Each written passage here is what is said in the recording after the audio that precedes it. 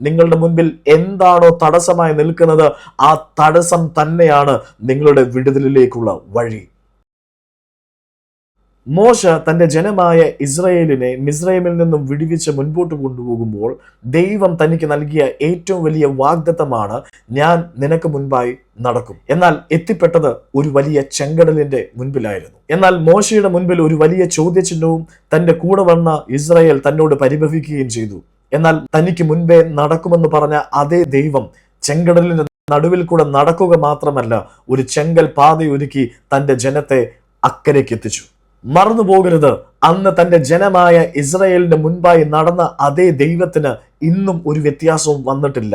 താൻ നമ്മുടെ പിതാവായതുകൊണ്ട് എനിക്കും നിങ്ങൾക്ക് മുൻപേ താൻ പോകുകയും ഇന്ന് എന്താണോ നിങ്ങളുടെയും എൻ്റെ മുൻപിൽ തടസ്സമായി നിൽക്കുന്നത്, ഏത് കാര്യത്തിലാണോ നിങ്ങൾ സ്ട്രഗിൾ ചെയ്തുകൊണ്ടിരിക്കുന്നത്, ആ സ്ട്രഗിളിൽ തന്നെ നിങ്ങൾക്കുള്ള പാതയും ഒരുക്കിയിരിക്കുകയാണ്. ദൈവദാസൻ എന്ന നിലയിൽ എന്നെ കണ്ടുകൊണ്ടിരിക്കുന്നവരോട് ഞാൻ പ്രവചിച്ചു പറയുകയാണ്, നിങ്ങളുടെ മുൻപിൽ എന്താണോ തടസ്സമായി നിൽക്കുന്നത്, ആ തടസ്സം തന്നെയാണ് നിങ്ങളുടെ വിടുതലിലേക്കുള്ള വഴി. The struggles you are facing today is the path to your breakthrough in Jesus' name.